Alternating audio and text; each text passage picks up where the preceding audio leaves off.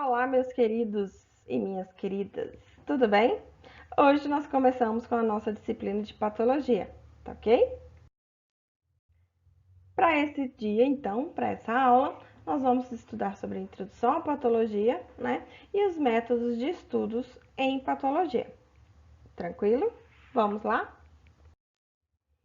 Patologia, o termo patos, vem de doença ou sofrimento, e o termo logos significa estudo. Então, patologia é a ciência que estuda as causas das doenças, os mecanismos que as produzem, os locais onde ocorrem e as alterações moleculares, morfológicas e funcionais que apresentam, tá ok? Aqui a gente observa um cérebro, um corte do encéfalo normal, e aqui um encéfalo de uma pessoa que apresentou Alzheimer. Olha a diferença na formação dessa estrutura. Por que a gente estuda patologia? A patologia ela pode ser dividida em patologia geral e a patologia especial. Na patologia geral, a gente vai observar os aspectos comuns às doenças, as causas, mecanismos patogenéticos, lesões estruturais e alterações funcionais. Tá ok? Então, eu vou observar células, essas células formam tecidos, esses tecidos compõem órgãos e esses órgãos compõem sistemas. Na patologia especial, nós estudaremos as doenças de um determinado órgão ou sistema, e aí estudamos as doenças agrupadas por suas causas, como no caso do sistema circulatório, nós vamos estudar os distúrbios hemodinâmicos. Patologia nos fornece as bases para o entendimento de outros elementos essenciais das doenças, como as manifestações clínicas, o diagnóstico, o tratamento, a evolução dessa doença e também o prognóstico. A patologia estuda os fundamentos das doenças e objetiva a compreensão e a classificação dessas lesões, que determinam e que são determinadas pelas doenças. Patologia Lovers. Olha, gente, que lindo essas lâminas. Maravilhoso, né? Eu amo. Quando falamos em patologia, nós subclassificamos os detalhes dentro da patologia de acordo com determinados aspectos. Quando a gente fala em etiologia, nós estamos trabalhando as causas daquelas alterações, o que causou aquela alteração. Quando a gente fala em patogênese, nós estamos determinando os mecanismos que formaram aquelas alterações, a sequência de eventos e respostas a um determinado agente etiológico, tá? Pode ser, por exemplo, a dengue, né, que a gente sabe que ela é transmitida pelo mosquito, o mosquito transmite o vírus e o vírus causa a doença, a dengue, ok? Hoje nós sabemos que o coronavírus causa a Covid-19, que é a doença causada pela infecção do vírus.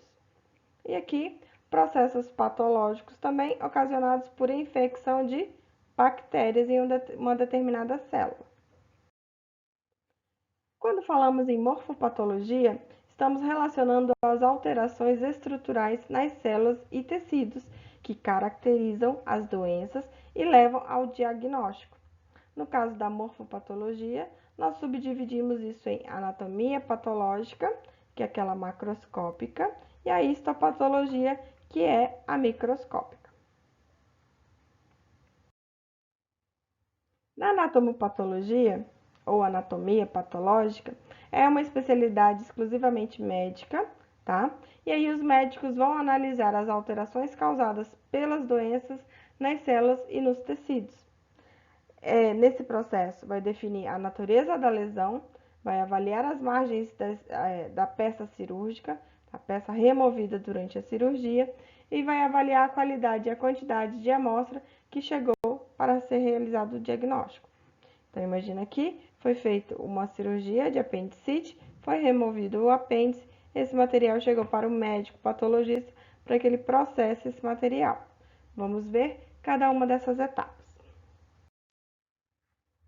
Então, processamento do material na análise anatomopatológica.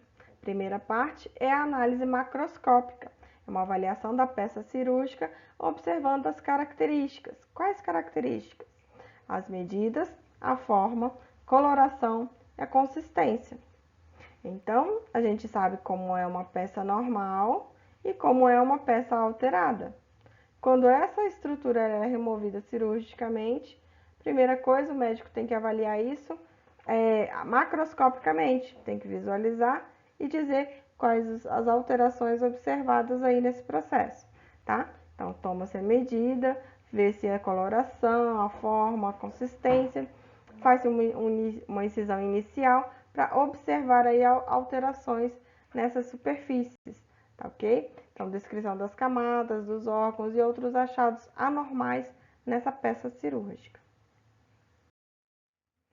A partir da análise macroscópica, passa-se então para a análise microscópica. Esse material vai ser fixado dentro de uma solução, geralmente contendo formol.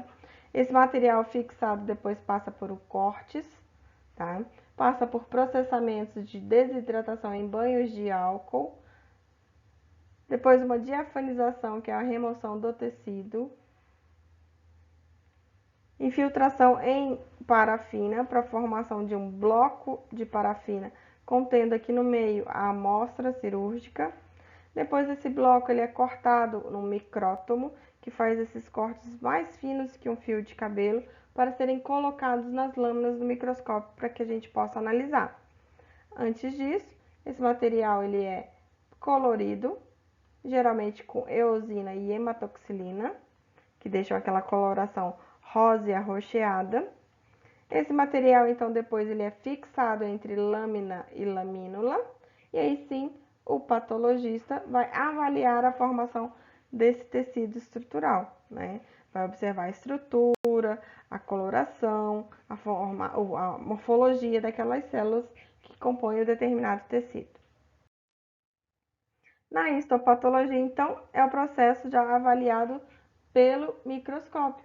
Os cortes produzidos lá na anatomia patológica vão ser avaliados em microscopia. Então, os espécimes, o material cirúrgico vai ser avaliado visando a detecção das alterações, tá? Ainda na histopatologia, é possível fazer histopatologia de material pós-mortem, por necrópsia, ok? E também a citopatologia, que são aqueles exames de líquidos e secreções corporais, também para avaliar as alterações celulares. Isso aqui é muito utilizado, né, no caso dos exames ginecológicos, como o exame de Papa Nicolau. Quando falamos em fisiopatologia, estamos relacionando ao estudo da alteração funcional em um determinado órgão afetado. Sabemos que se a COVID-19, se o vírus infecta o pulmão, a pessoa vai ter aí uma dificuldade de respiração. Então, eu sei que a fisiopatologia normal do coração, que é fazer as trocas gasosas de oxigênio e gás carbônico, vai estar afetada, alterada, devido à infecção pelo vírus coronavírus. Quando falamos em semiologia, estamos falando sobre os sinais e os sintomas daquela doença.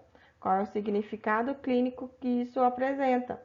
Se o vírus infectou o pulmão, vai dificultar as trocas gasosas de oxigênio e gás carbônico nesse tecido pulmonar, o que a pessoa vai apresentar como sinal e sintoma? Falta de ar, dificuldade respiratória, necessidade de intubação e ventilação mecânica. Já a propedêutica ou diagnóstico relaciona aí a semiologia mais os exames complementares, ok? Então, no prognóstico é o conhecimento antecipado, prévio, feito pelo médico, baseando-se necessariamente no diagnóstico e nas possibilidades de tratamento. E a saúde? O que é saúde? É o estado de adaptação do organismo ao ambiente em que está inserido, seja esse ambiente físico, psíquico ou social, tá ok? Então, aí observamos de modo que o indivíduo vai se sentir bem, como uma saúde subjetiva, tá bom? E não apresentando sinais ou alterações orgânicas visíveis. Saúde objetiva. E a doença? O que é doença? Doença é o estado de falta de adaptação àquele ambiente em que eu estou inserida, seja ele físico, psíquico ou social, no qual esse indivíduo se sente mal, apresenta sintomas, ou então apresenta alterações orgânicas evidentes, apresenta sinais, tá bom? Então a gente sabe que uma pessoa fica doente por devidas causas. Essas causas podem passar por um período de incubação no qual a pessoa não vai apresentar nenhum sintoma, nenhum sinal. No entanto, vai passar por um período que a gente chama de prodrômico, onde a pessoa vai começar a apresentar esses sinais e sintomas inespecíficos. Depois vai passar por um período de estado já com sinais e sintomas típicos, característicos daquela doença em si, e aí vai evoluir essa doença. Se evoluiu para cura, pode ser sem sequela, totalmente curado, ou curou-se e apresentou ainda alguma sequela. Pode haver uma cronificação, essa cronificação pode ser curada, ou então essa cronificação pode passar por complicações maiores e aí levar esse indivíduo ao óbito. Então, pessoal, dentro da patologia, nós utilizamos uma nomenclatura para as doenças. E aí, muitas vezes, dessas nomenclaturas, a gente vai observar que vai estar relacionando o nome do órgão mais um sufixo ou então um prefixo. E aí, esses prefixos ou sufixos vão ter relação com o que a gente está querendo dizer, tá? Gastrite, meningite, por exemplo. E aí também pode ser recebida indicações da natureza ou das características principais observadas nesse processo, como cardiopatia isquêmica. Eu sei que houve uma falta de irrigação sanguínea, uma doença que acometeu o coração, tá bom? Quando a gente estiver estudando neoplasias, a gente vai observar que as neoplasias recebem uma classificação diferente, relacionada aí ao material que está sendo acometido. Então, carcinoma de células escamosas, eu sei que são células do epitélio, e aí tem um câncer envolvendo essa camada. Muitas das vezes a gente vai observar que as doenças são classificadas com epônimos. O que são epônimos? Nome de quem descreveu aquela doença ou aquele sintoma pela primeira vez. Por exemplo, síndrome de Down. O médico Dr. Down foi quem descobriu e descreveu essa síndrome. Síndrome de Parkinson. O Dr. Parkinson foi quem descobriu e descreveu as características da síndrome de Parkinson. Aqui, como uma curiosidade, eu deixo para vocês os principais sufixos nominais gregos que têm interesse para a gente dentro da saúde. Sempre que a gente fala ismo, está relacionado a uma doença, a um sistema, por exemplo, alcoolismo, botulismo. Quando a gente fala íase, é uma doença causada por um parasito ou por uma bactéria, amebíase, hanseníase. Quando a gente fala it está relacionado à inflamação, apendicite, gastrite. Oide, quando a gente fala oide, significa semelhante a alguma coisa. Então, mastoide, esfenoide, esquizoide, ok? Ioma está sempre relacionado a tumor, mioma, carcinoma, sarcoma. Ose, quando a gente usa o sufixo ose, doença não inflamatória ou do tipo degenerativa. Artrose, dermatose. Queridos, lembrem-se sempre, vocês, futuros profissionais, mas antes de serem profissionais, vocês são humanos, ou seja, conheça todas as teorias, domine todas as técnicas, mas sempre que você tocar uma alma humana, seja você apenas uma outra alma humana. Precisamos de mais humanidade nesse planeta. Sejamos humanos antes de sermos profissionais.